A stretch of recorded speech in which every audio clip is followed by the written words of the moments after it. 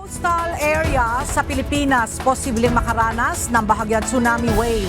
Kasunod ng magnitude 8.7 na lindol na yumanig sa Russia.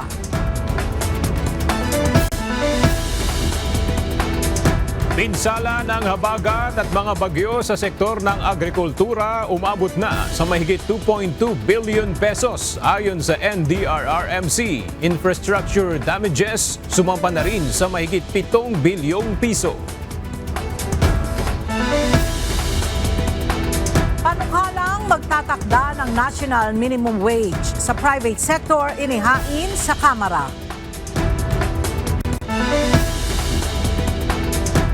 Brick-making facility at solid waste granulator sa Vista Pumping Station sa Tondo, Manila ininspeksyon ng MMDA at DBM. Konstruksyon ng Ortigas Station ng Metro Manila Subway Project ipinamamadali na ng Department of Transportation matapos ang 3 taong pagkakadelay nito.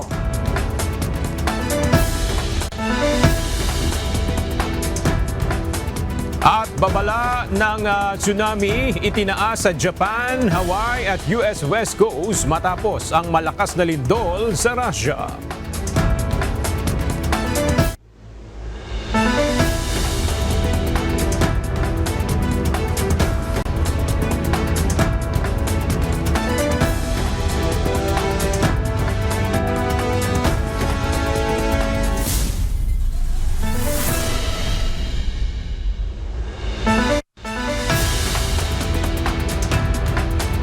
Magandang tanghali mga kasangbahay. Ngayon po ay araw ng Miyerkules, July 30, 2025. Tayo po ay sabayang napapakinggan sa Radyo La Verdad 1350, ang UNTV Radio.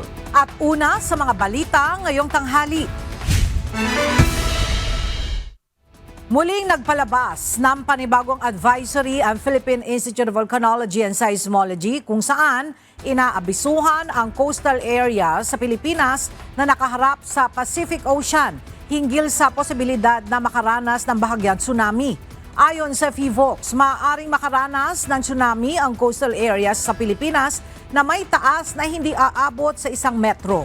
Kasunod ito ng naranasang magnitude 8.7 na lindol sa silangang bahagi ng Russia kaninang bandang alas 7:25 ng umaga oras sa Pilipinas. Ayon sa PHIVOLCS, posibleng maitala ang tsunami wave sa pagitan mamaya ng 1:20 hanggang alas 2:40 ng hapon. Kabilang sa lugar na posibleng maapektuhan ang area ng Batanes, Cagayan, Isabela, Aurora, Quezon, Camarines Norte, Camarines Sur, Albay, Sorsogon, Catanduanes, Northern Samar, Eastern Samar, Leyte at Southern Leyte. Gayon din ang area ng Dinagat Islands, Surigao del Norte, Surigao del Sur at Davao Region. Pinapayuhan ang mga residente sa mga baybayin ng mga nabanggit na lugar na iwasan munang magtungo malapit sa dagat at kung maaari ay lumayo muna at lumipat sa mas ligtas na lugar. Patuloy pa ring makakaranas ng kalat-kalat na mga pag-ulan ang Metro Manila at ilang pang bahagi ng Luzon ngayong araw ng Miyerkules, July 30. Ayon sa DOST Pag-asa, patuloy pa ring umiiral sa bansa ang southwest monsoon o habagat, kaya naman asahan na makararanas pa rin ng makulimlim na kalangitan at may kalat-kalat na pag-ulan at thunderstorms ngayong araw sa Metro Manila, Central Luzon, nalalabing bahagi ng Cordillera Administrative Region, gayon din ang ilang lugar sa Cagayan Valley at Rizal. May mga pag-ulan rin na mararanasan sa Ilocos Region, Batanes, Babuyan Islands, Abra at Benguet. Ayon sa Pag-asa, sa ngayon ay wala silang namomonitor na panibagong low pressure area o LPA na posibleng makaapekto sa bansa. Sumampa na sa mahigit 2.2 billion pesos ang naitalang pinsala sa sektor ng agrikultura, bunsod ng magkakasunod na bagyo na nanalasa sa bansa. Dagdag pa ang epekto ng habagat. Base sa latest report ng National Disaster Risk Reduction and Management Council, umabot na sa higit 2.2 billion pesos ang napinsala ng kalamidad sa mga pananim, gayon din sa mga palaisdaan at poultry.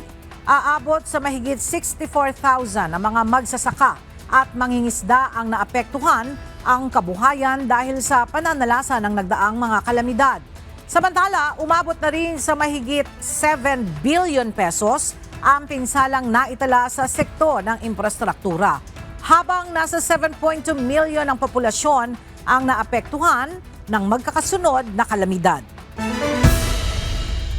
Nakatakdang magsagawa ang Department of the Interior and Local Government o DILG ng summit kasama ang Metro Manila mayors kaugnay ng waste management.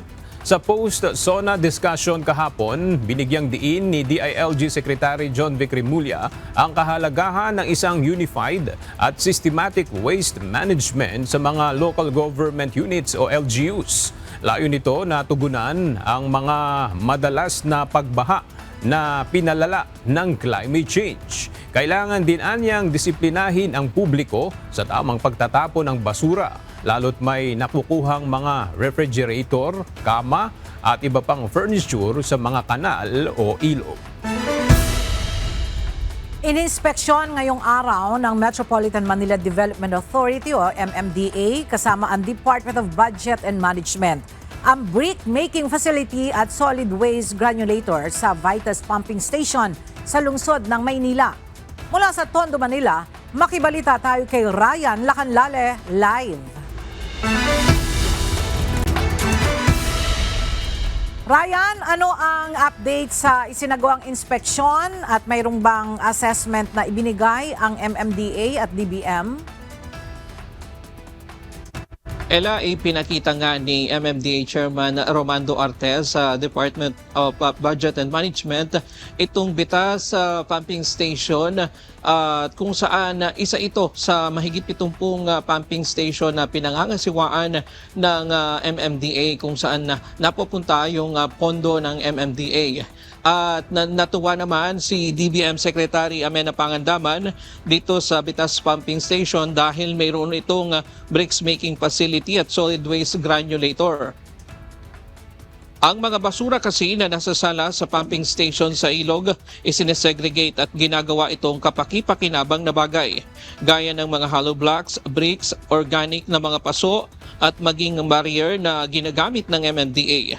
Ayon kay Pangandaman, magandang ireplika ang ganitong pasilidad sa iba't ibang lugar sa bansa, lalo na sa mga lugar na madaling bahain gaya ng Pampanga, Bulacan at maging sa Mindanao. Makakatulong ito para mabawasan ang basura na itinatapon na napupunta sa mga drainage, kanal at mga ilog. Pero ayon sa kalihim, disiplina pa rin ang isa sa pangunahing kailangan para hindi tayo bahain. Sabi ng MMDA, may mga sopa, refrigerator na nakita sa mga waterways sa nakaraang mga pagbaha sa Metro Manila kung saan sinasabayan ng mga residente ang pagtatapon ng basura sa lakas ng daloy ng tubig sa ilog imbis na kunin ng truck ng basura ang kanilang mga basura. Ang isinasagawang pag-iinspeksyon ng Department of Budget Management at Metropolitan Manila Development Authority Chairman Romando Artes dito sa Bitas Station ay alinsunod sa direktiba ng Pangulo na bantayan ang mga proyekto at programa ng gobyerno. Ang bricks making facility at solid waste granulator ay pinondohan ng World Bank at nirereplika ito sa iba't ibang bansa. Diyan muna ang latest mula dito sa Maynila. Balik sa iyo, Ella. Maraming salamat, Ryan Lacanlale. Nagbabala ang Office of Civil Defense laban sa mga mapaninlang na text message na nagsasabing may ibinibigay na tulong pinansyal mula umano sa gobyerno sa ilalim ng NDRRMC. Ayon sa OCD, ginagamit ng mga scammer ang pangalan o opisyal na SMS number ng NDRRMC para magpadala ng mensaheng may kahina-hinalang link na hindi dapat pindutin. Binigyang diin ng ahensya na ang NDRRMC SMS number ay eksklusibo lamang sa mga disaster alert at hindi ginagamit sa pamamahagi ng ayuda. Mariing kinundina ng OCD ang paggamit ng mga sakuna upang makapanloko at magnakaw ng personal na impormasyon o pera mula sa publiko. Pinayuhan ang lahat na mag-verify muna bago mag-click ng link o magbahagi ng impormasyon at tumutok lamang sa mga opisyal na website ng gobyerno. Maaaring i-report ang mga kahinahinalang mensahe sa inyong telco company sa NTC sa numerong 0289244010 o sa consumer@ntc.gov.ph o di kaya ay sa CICC sa numerong 1326 o mag-email sa report@cicc.gov.ph.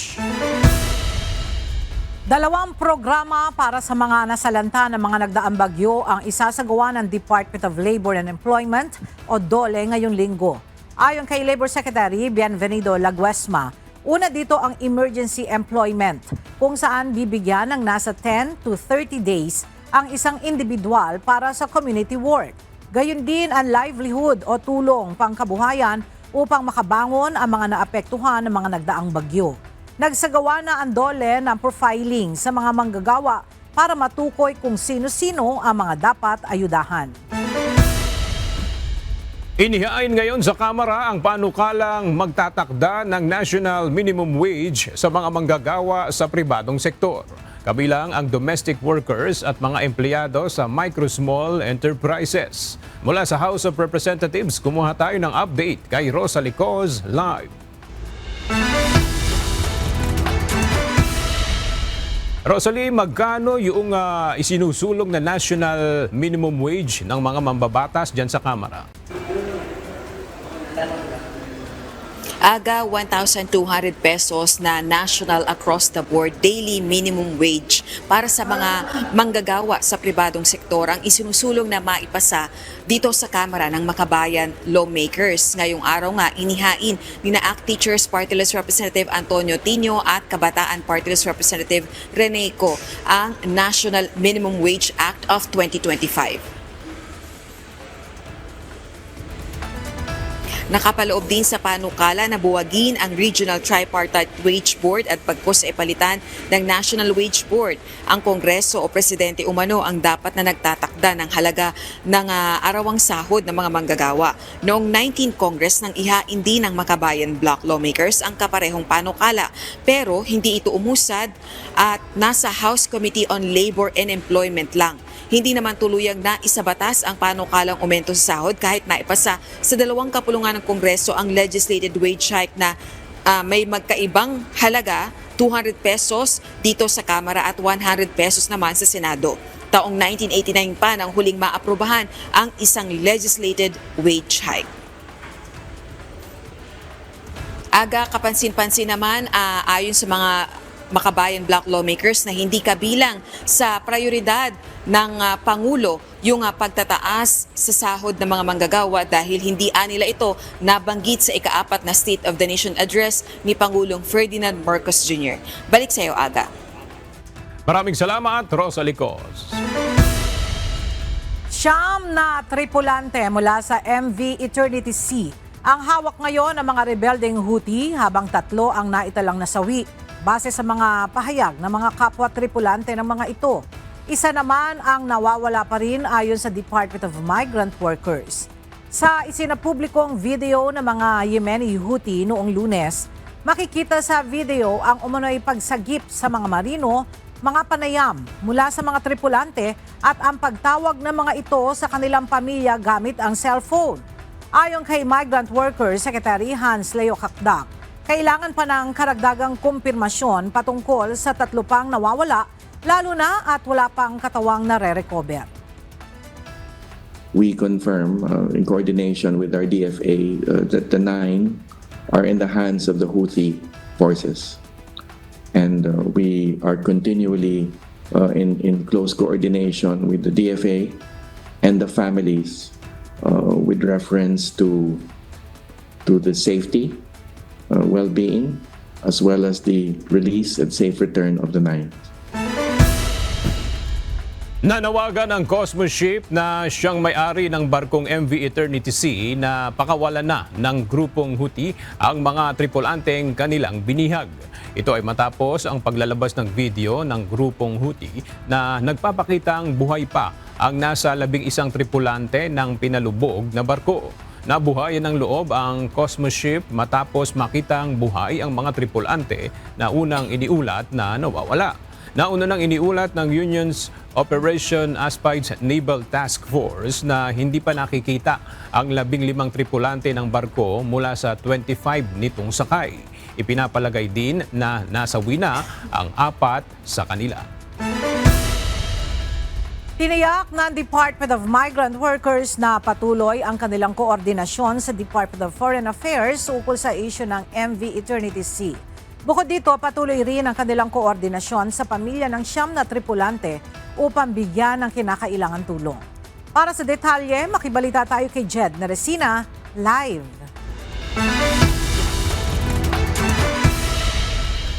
Jed, may update ba ulit ang DMW sa kalagayan nitong 9 na Pinoy crew na hawak ng Houthi rebels? Magandang tanghali, Ella. Sa naging panayam kanina kay Department of Migrant Workers, Secretary Hans Leo Kakdak, sinabi nito na nasa mabuting kalagayan itong 9 na Pinoy crews na sinabing nabihag o nasa mga kamay ng Houthis. Ayon kay Secretary Kakdak, isang mabuting bagay na mayat-maya ay pinapayagan ang mga nasabing tripulante na tumawag sa kanilang mga pamilya.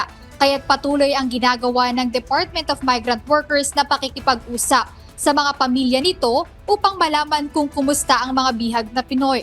Bagamat wala pang tiyak na petsa o araw kung kailan mapapalaya ang 9 na Pinoy crew na hawak ng Houthis, umaasa sila Secretary Hans na ito ay maayos o maaayos sa lalong madaling panahon.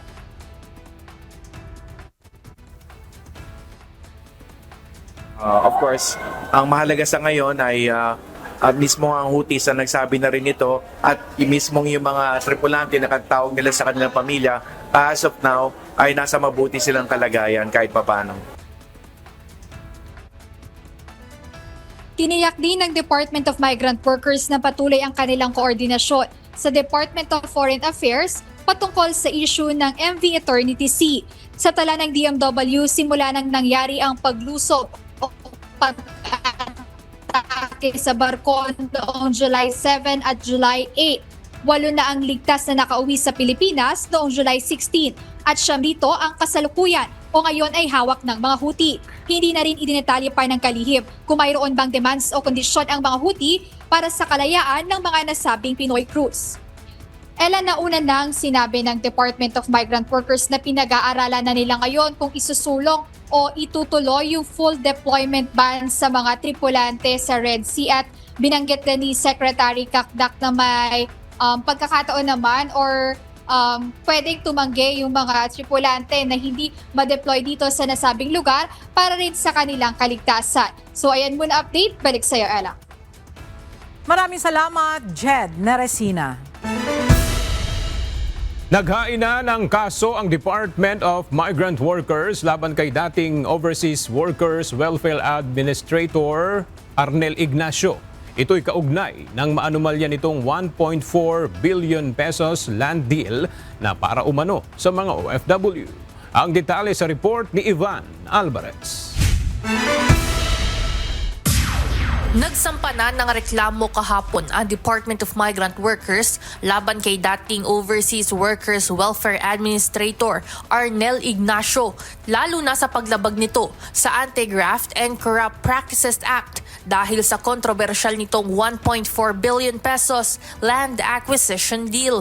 Ayon kay DMW Secretary Hans Leo Kakdak, bukod kay Ignacio, kinasuhan rin ang 2 dating Deputy Administrator nito sa OWA, maging ang 6 na individual mula sa panig ng nagbenta ng lupa. We filed a case before the Office of the Ombudsman against the former administrator and 2 former deputies administrator of the OWA in relation to deliberate bypassing of the OWA Board of Trustees under highly questionable circumstances that amount to violations of various laws, most notably the Anti-Graft and Corrupt Practices Act. Pagbibigay alam ng kalihim, nagsagawa sila ng investigasyon nitong nakaraan kung saan nakapanayam nila ang ilang nagtatrabaho sa OWA. Isa sa nalaman ng mga ito ay pirmado na umano ang mga voucher at cheque bago pa man malagdaan ang deed of sale para sa lupa. So that's among the other things that completely bolstered and supported our case. And again, there are a few other details that were unearthed, but this is the biggest one that we unearthed in the course of our investigation. Dagdag pa ng DMW, hindi umano kumonsulta at walang otorisasyon mula sa OWA Board of Directors ang contract to sell, deed of sale at ang supplemental agreement na may kaugnayan sa pagbili ng nasabing property. Samantala, una nang itinanggi ni Ignacio noong Mayo na may irregularidad sa pagbili ng lupa at iginiit nitong wala umano siyang kinita mula rito matapos siyang tanggalin sa pwesto. Ivan Alvarez, UNTV News and Rescue. Diyos ang aming sandigan, serbisyo publiko ang aming pinahahalagahan. Maglulunsad ang Kamara ng pagrepaso sa pagpapatupad ng mga proyektong infrastruktura at paggamit ng pondo kaugnay nito. Ito ang inihayag ni House Speaker Martin Romualdez kasunod ng anunsyong pagsasapubliko ng deliberasyon ng Bicameral Conference Committee sa panukalang pambansang pondo. Ang detalye sa ulat ni Rosa Licos. Inihayag ni House Speaker Martin Romualdez na bilang suporta sa panawagan ng pinsang si Pangulong Ferdinand Marcos Jr. na paglaban sa katiwalian, maglulunsad ang Kamara ng Congressional Review sa infrastructure projects. Gayun din kung nagagamit ba ng wasto ang pondong inilalaan sa mga proyekto. Ginawa nito ang pahayag sa pagpapatuloy ng sesyon ng Kamara Martes, July 29.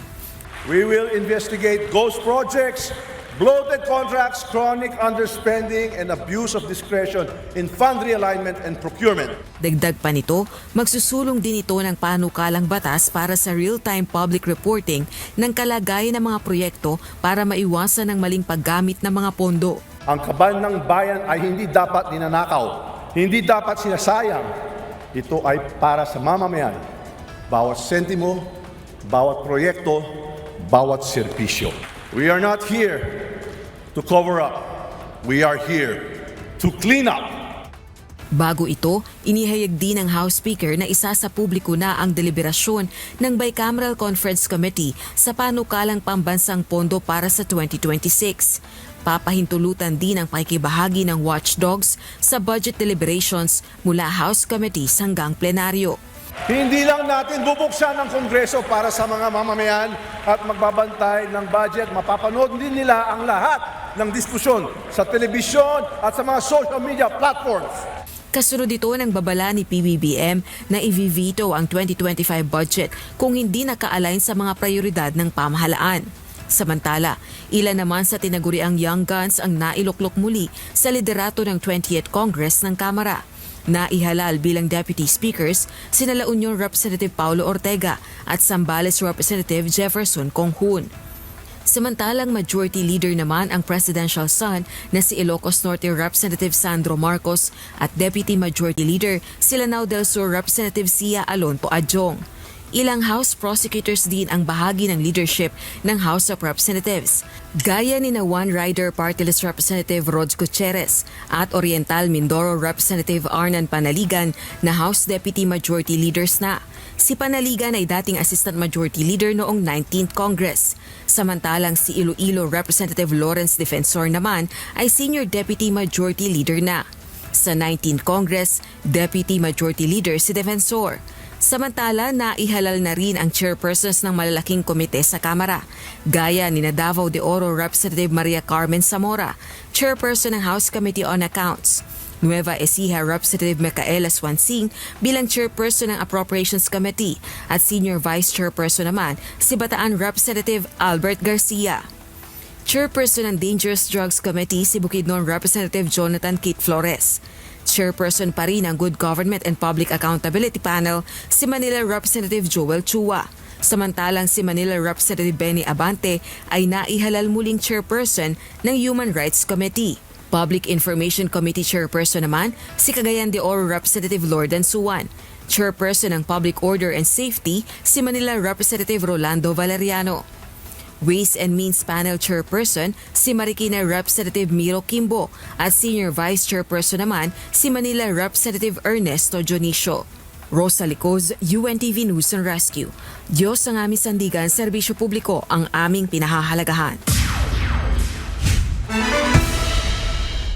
Inilunsad ng Department of Education ang 10-year Quality Basic Education Development Plan kahapon.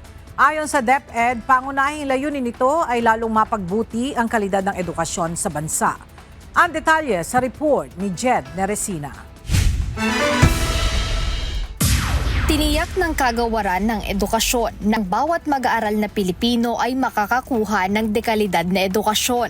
Kaya kaugnay nito, isang araw matapos ang ika-4 na State of the Nation Address ni Pangulong Ferdinand Marcos Jr., inilunsad ng DepEd ang 10 taong Quality Basic Education Plan. Sa Quality Basic Education Plan o QBEDP, inilatag ang milestone goals sa 2028, 2031 at 2034 o mga yugto kung kailan inaasahang makakahabol ang sistema, makakapagpakilala ng mga reforma at kalaunan ay makakasabay sa pandaigdigang pamantayan sa edukasyon. We are officially launching the Quality Basic Education Development Plan 2025 to 2035. Ito'y isang pambansang blueprint, isang pangmatagalang plano, isang riles na sabay-sabay nating tatahakin.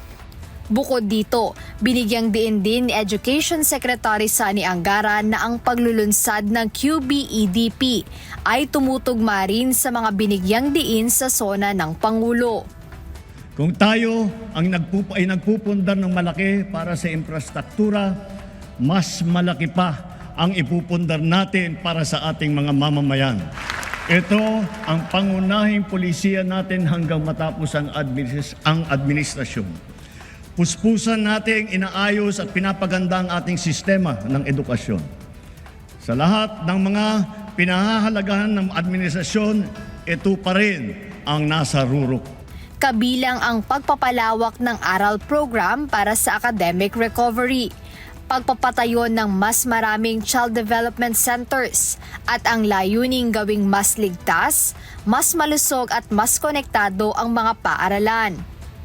Nasa plano rin ang mga reforma sa pasanin ng mga guro sa gawaing administratibo, modernisasyon ng kurikulum, infrastruktura ng mga paaralan at pagpapalaganap ng digital tools. Sa kabila ng planong ito, aminado ang kalihim na hindi nila masisiguro ang pagpapatuloy matapos ang termino ni PBBM sa 2028 dahil ito aniya ay nakasalalay sa susunod na administrasyon. Ngunit iginiit ni Secretary Angara na ang QBEDP ay hindi isang political plan kundi isang pangmatagalang plano para sa kinabukasan ng mga kabataang Pilipino. Jed Neresina, UNTV News and Rescue. Diyos ang aming sandigan, serbisyo publiko ang aming pinahahalagahan. Inilabas na ng Senado ang listahan ng magiging chairman ng mga komite.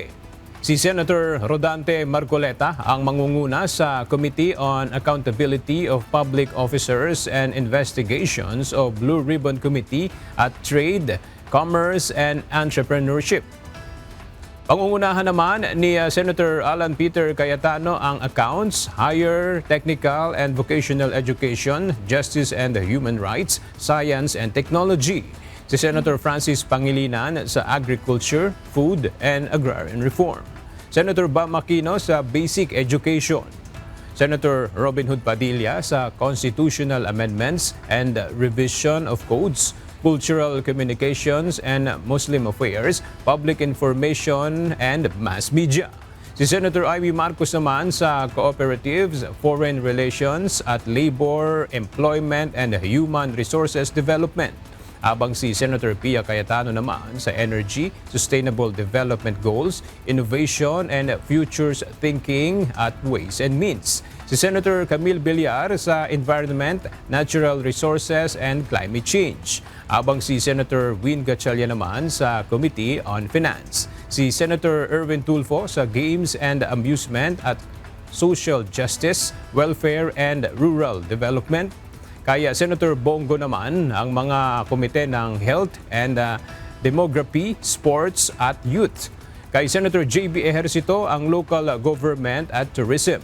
Kay Senator Raffy Tulfo ang Migrant Workers and Public Services. Kay Senator Jinggoy Estrada ang National Defense and Security, Peace and Unification and Reconciliation.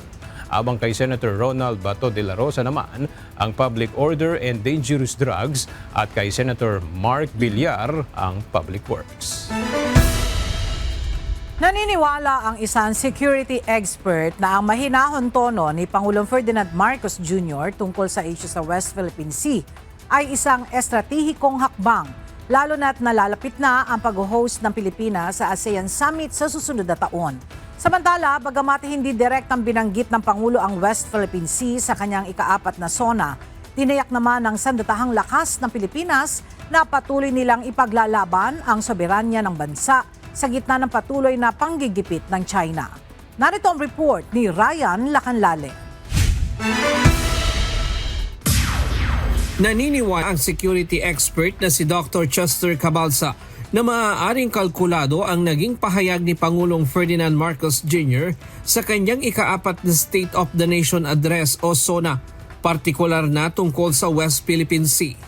Ayon kay Dr. Cabalsa, posibleng bahagi ito ng paghahanda ng Pilipinas bilang host ng ASEAN Summit sa 2026. Tingin ko kung bakit medyo calculated yung pronouncement ni Pangulo ngayong SONA dahil pinaghahandaan ng Pilipinas yung kanyang position sa pagiging chair ng ASEAN by next year.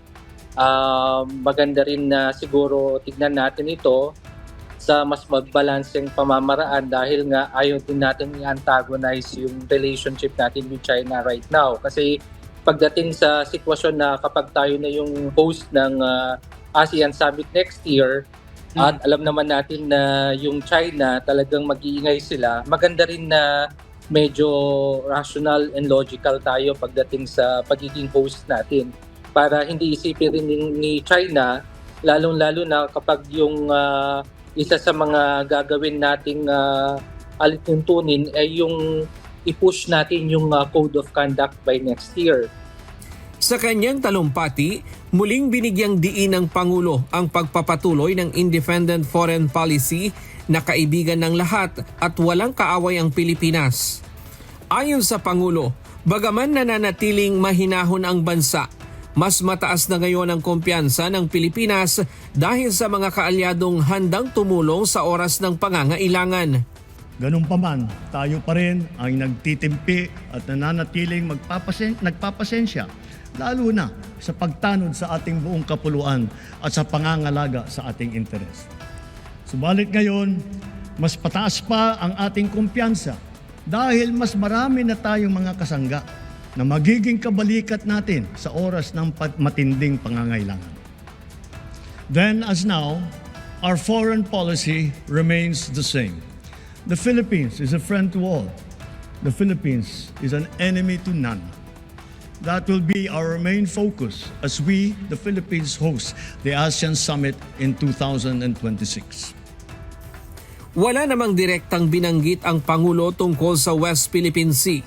Ngunit ayon sa sandataang lakas ng Pilipinas, tuloy-tuloy ang kanilang mandato sa pagtatanggol sa karapatan ng bansa. Nonetheless, for the whole of the SONA, we take cue from the Department of National Defense, from our SND pronouncements, and we'll be continuing to perform our mandate accordingly. Samantala, ayon kay Rear Admiral Roy Vincent Trinidad, tagapagsalita ng Philippine Navy para sa issue ng West Philippine Sea, hindi sila nagbibigay ng komento sa mga pulisiya ng national government. Ngunit malinaw aniya ang mandato ng Navy na protektahan ang teritoryo at karagatan ng bansa. The Department of National Defense has been very clear. We will be resistant and unwavering against the aggressive actions of the Chinese Communist Party. In performing our mandate, the armed forces is prepared to sacrifice limb and life. We do not count the cost when we conduct air surveillance flights, maritime patrols, and even foot patrols in our hinterlands. Dagdag ng Philippine Navy, simula noong 2022, tumaas ang defense diplomacy ng bansa dahil sa patuloy na pakikipag-ugnayan ng Department of National Defense sa mga bansang may kaparehong prinsipyo. Kabilang dito ang Reciprocal Access Agreement ng Japan, Visiting Forces Agreement sa New Zealand at ang pagbubukas ng oportunidad sa iba pang kaalyadong bansa. More than statements of support, we have seen ships, aircraft, and troops from like-minded countries performing activities with your armed forces on land, on sea, and on air. Samantala nitong July 21 hanggang 27, nasa 23 Chinese vessel ang na-monitor sa West Philippine Sea. Sa Baho de Masinloc, 7 Chinese Coast Guard at 7 PLA Navy vessel. Sa Ayungin Shoal, may 4 na CCG at 2 PLA Navy. Sa Sabina Shoal, may 1 warship at sa Pag-asa Island, may 1 PLA Navy at 1 Chinese Coast Guard vessel. Ryan Lacanlale, UNTV News and Rescue.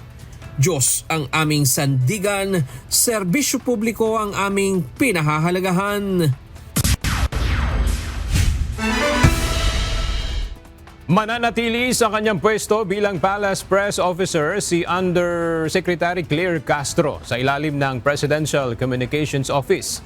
Ang pananatili sa pwesto ni Yusek Castro ay kinumpirma mismo ni PCO Acting Secretary Dave Gomez ngayong Miyerkules ng umaga, July 16, nang magsumite ng courtesy resignation si Yusek Castro alinsunod sa kautusan ng bagong kalihim ng PCO. Iminungkahi ni retired Supreme Court Senior Associate Justice Antonio Carpio na wag munang umaksyon ang Senado sa Articles of Impeachment laban kay Vice President Sara Duterte habang hinihintay ang desisyon ng Korte Suprema sa motion for reconsideration ng House of Representatives. Dagdag pa ni Carpio, sa bandang huli ay ang masusunod pa rin ang pinal na desisyon ng kataas-taasang hukuman. Ang detalye sa ulat ni Dante Amento, live.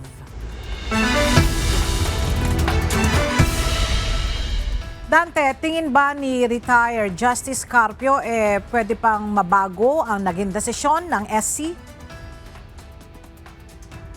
Magandang tanghali, Ella. Naniniwala si retired Supreme Court Senior Associate Justice Antonio Carpio na maaari pang baguhin ng Korte Suprema ang desisyon nitong pagdeklarang unconstitutional o labag sa batas ang Articles of Impeachment laban kay Vice President Sara Duterte.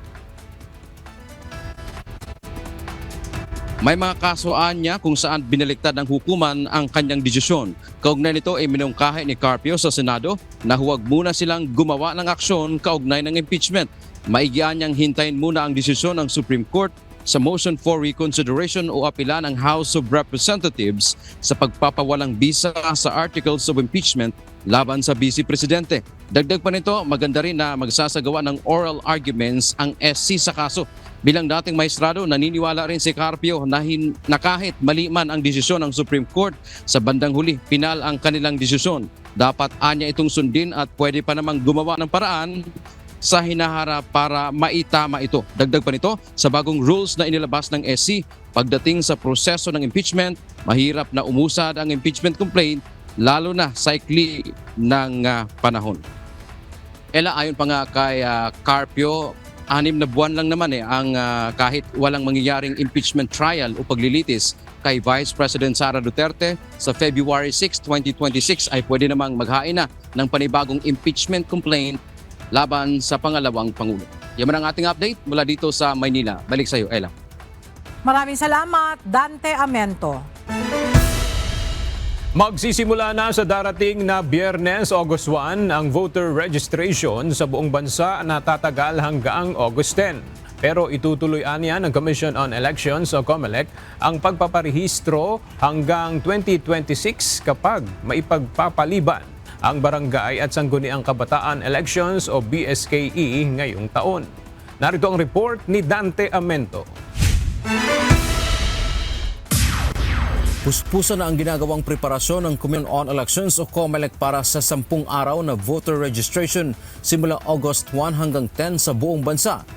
Pupunta sila sa isang Indigenous People o IP community sa Mabalacat, Pampanga sa unang araw ng registration. Mayroon ding pilot test ng Register Anywhere at Anytime program dito sa Metro Manila. Lahat ng serbisyo ng COMELEC ay maaaring i-avail liban na lamang sa transfer of registration o kung lilipat ng lugar kung saan boboto. Ang August 1 to 10 na registration ay para sa buong Pilipinas at wala lang po itong transfer of registration except dito sa Registration Anywhere program na nasa NCR. Target ng COMELEC na makapagparehistro lalo na ang edad 15 taon hanggang 17 taong gulang para makaboto sa Barangay at Sangguniang Kabataan Elections o BSKE. Pero ayon kay Chairman George Erwin Garcia, kapag pinirmahan ng Pangulo ang enrolled bill para sa fixed term ng barangay at SK officials, mangangahulugan ito ng pagpapaliban ng BSKE. At kapag napuspon ang halalang pambarangay at SK, itutuloy na nila ang voter registration hanggang sa susunod na taon. Lahat na rin ng serbisyo tulad ng paglipat kung saan boboto ay kasama na. Itutuloy-tuloy na po natin hanggang sa susunod na taon. At pagkatapos, sa buong Pilipinas, papayagan na natin ang transfer of registration at sa buong Pilipinas din, pati yung Registration Anywhere program at Registration Anytime program natin ay pwede na natin maisagawa sa iba't ibang parte ng ating bansa. Mas palalawakin po natin na. Nilinaw ng COMELEC hanggang ngayon wala pa silang tiyak na kasagutan kung pipirmahan ng presidente ang panukalang batas o hindi. Dante Amento, UNTV, News and Rescue.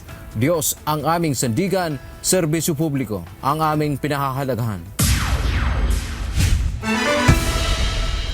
Nagpatupad ng panibagong reshuffle ang pambansang pulisya.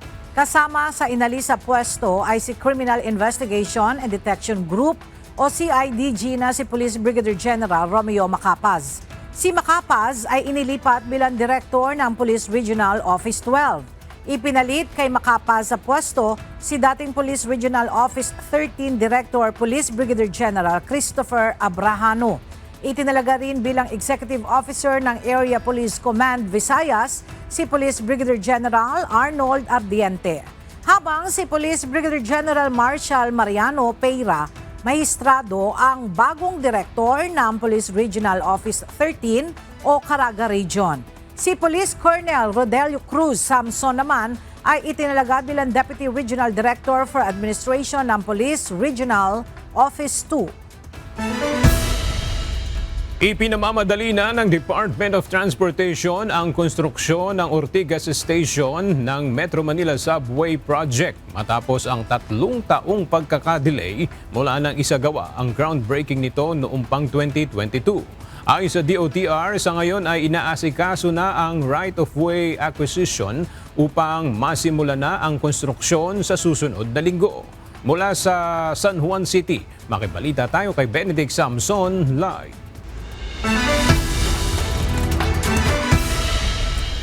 Benedict, ano-ano pang mga issue sa right-of-way yung kailangang ayusin para masimulan na yung pagpapatayo ng Ortigas Station ng Metro Manila Subway?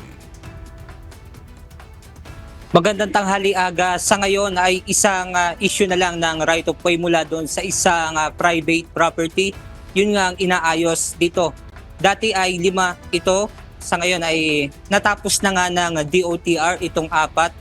Dito nga sa Ortigas Station na Metro Manila Subway Project. Kaninang umaga ay nag-inspeksyon kung saan gagawin ang Ortigas Station ng Metro Manila Subway Project. Ayon kay Transportation Secretary Vince Dizon, sa ngayon ay 3 taon ng delay ang gagawing istasyon mula nang isinagawa ang groundbreaking nito noong 2022. Tiniyak naman ni Pasig City Mayor Vico Soto na nakasuporta sila sa mga hakbang ng DOTR upang mapabilis ang transportasyon sa lungsod. Naniniwala rin ang alkalde na magiging malaking tulong ang nasabing train system sa traffic issue sa lungsod sakaling pagganahin na ang proyekto.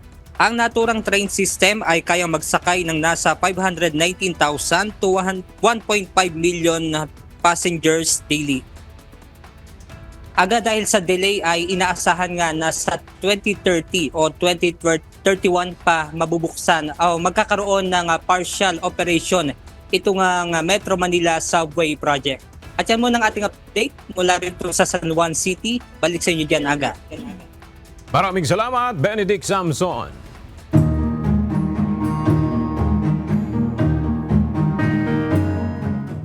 Naka-alerto ngayon ang Bicol Region sa posibleng epekto matapos magpalabas ng tsunami advisory ang Philippine Institute of Volcanology and Seismology of PHIVOLCS. Ilan sa mga Disaster Risk Reduction and Management Office ay nagpalabas na rin ng public information na nag-uutos sa mga residente na maging alerto sa mga posibleng mangyari. Para sa detalye, may report si Ryan Salatandol live.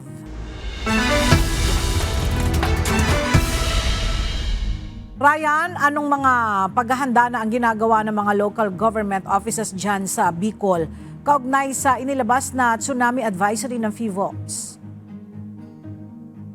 Yes, Ella, magandang hapon. Nagpalabas na nga ng Tsunami Information number 2 ang Philippine Institute of Volcanology and Seismology o PHIVOLCS na kasama nga ang probinsya ng Albay sa maaaring makaranas ng matataas na alon na hindi bababa sa 1 metro dulot ng 1 lindol, at inaasahan ng PHIVOLCS na ang unang mga alon ay tatama bandang 1:20 hanggang 2:40 ng ngayong hapon. Gamat hindi bababa sa 1 metro lamang ng alon ng mararanasan dito, ay patuloy na pinag-iingat ang ating mga kababayan dito dahil ayon sa PHIVOLCS, hindi magiging normal ang galaw ng karagatan o ng alon dito sa bahagi ng Bicol Region.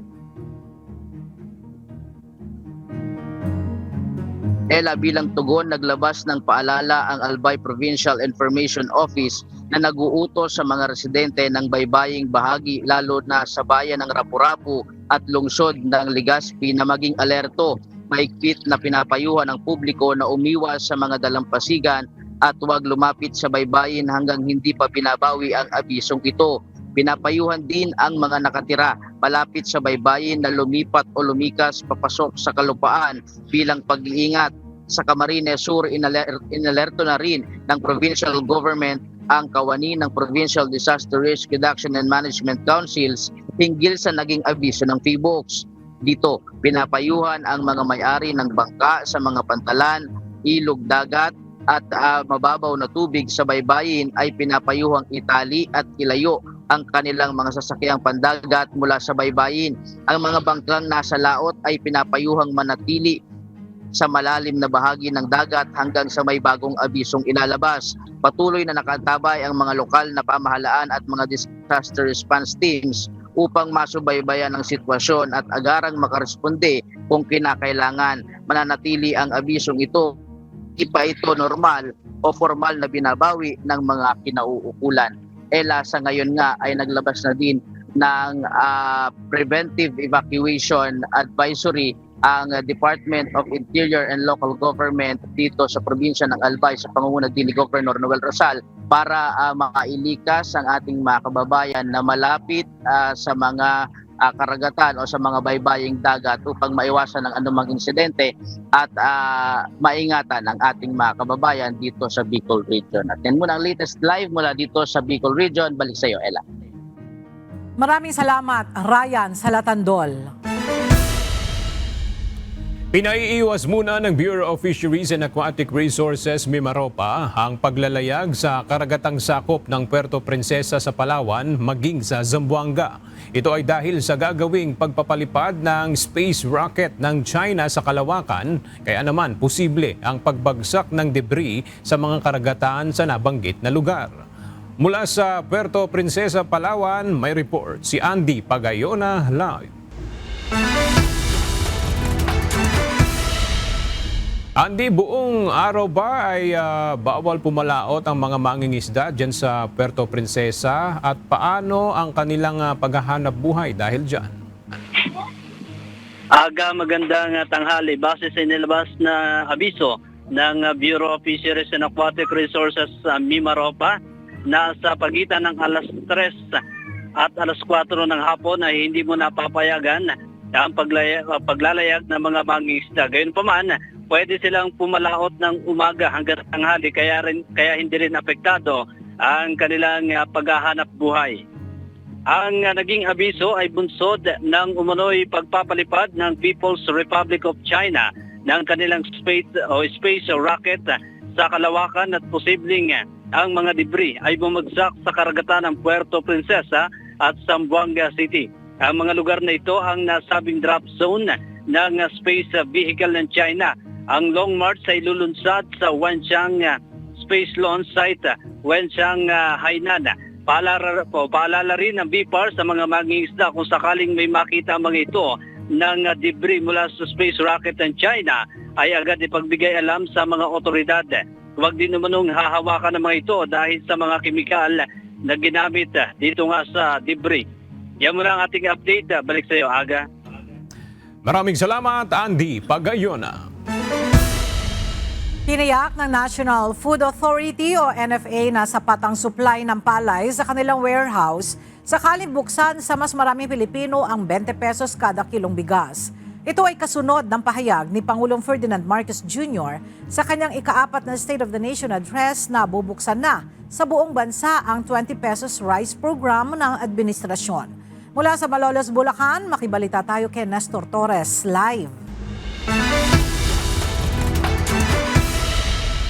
Nestor, kumusta na ang stock ng palay dyan sa NFA warehouses?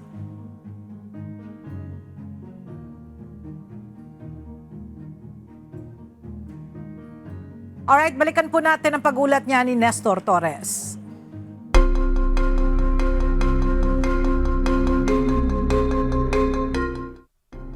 Naglabas ng tsunami alert ang Japan Meteorological Agency para sa buong Pacific Coast ng bansa matapos ang malakas na lindol malapit sa Kamchatka Peninsula ng Russia nitong Miyerkules ng umaga. Ayon sa ahensya, posible ang taas ng along aabot hanggang 3 metro sa loob ng kalahating oras sa mga baybaying hilaga ng Japan. Bumuo na ng task force ang gobyerno bilang tugon sa inaasahang pinsala ng kalamidad. Nagpalabas din ng babala ang US National Weather Service para sa Hawaii, Alaska at mga bahagi ng West Coast gaya ng California, Oregon at Washington kung saan inaasahan ang unang alon dakong alas 7 ng gabi. Sa Russia, nagtumbahan ang mga kasangkapan, umuga ang mga gusali at nawala ng kuryente at signal ang Kamchatka region matapos ang lindol. Ayon sa US Geological Survey, may lalim na 19.3 kilometers ang lindol at umabot ang lakas nito sa magnitude 8.7. Sinabi rin ng mga eksperto na kahit malayo ang epicenter ay maaaring magdulot ng mapanganib na tsunami ang mababaw na lindol sa mga bansang kasama sa Pacific Ring of Fire. Ipinagpaliban ni Taiwan President Lai Ching-te ang inaasahang pagbisita sa mga kaalyado sa Amerika bunsod ng pinsala ng bagyong tumama sa Taiwan. Ang naturang pagbisita ay bahagi sana ng pagpapalakas ng ugnayan sa rehiyon kung saan maraming bansa ang tila pumapanig na sa China sa gitna ng tensyon nito laban sa Taiwan. Kasalukuyang humaharap ang Taiwan sa pagbaha at banta ng landslide matapos ang pananalasa ng Typhoon Danas at sunod-sunod na malalakas na pag-ulan. Isinama na ng Australia ang YouTube sa mga ipagbabawal na social media platform sa mga kabataang wala pang 16 na taong gulang. Kasunod ito ng babala ng Internet Watchdog ukol sa mapaminsalang content ng naturang platform. Batay sa ulat, 37% ng mga batang edad 10 hanggang 15 ang nakakita ng harmful content sa YouTube na pinakamataas sa lahat ng social media site. Ayon kay Prime Minister Anthony Albanese, panahon na para kumilos laban sa masamang epekto ng social media sa mga bata. Mula Disyembre, pagmumultahin ng hanggang 49.5 million Australian dollars ang sinumang lalabag sa bagong batas. Tinutulan naman ng YouTube ang hakbang at ikiniit nitong isa silang video sharing platform at hindi social media. At sa ating pong iiwang mga salita ng Diyos na ating sandigan mula sa aklat ng Isayas, Kapitulo 29, versikulo 24 na nagsasabi, "Sila lamang nangamamali sa diwa ay darating sa pagkaunawa at silang mga mapag-upasala ay mga tututo ng aral."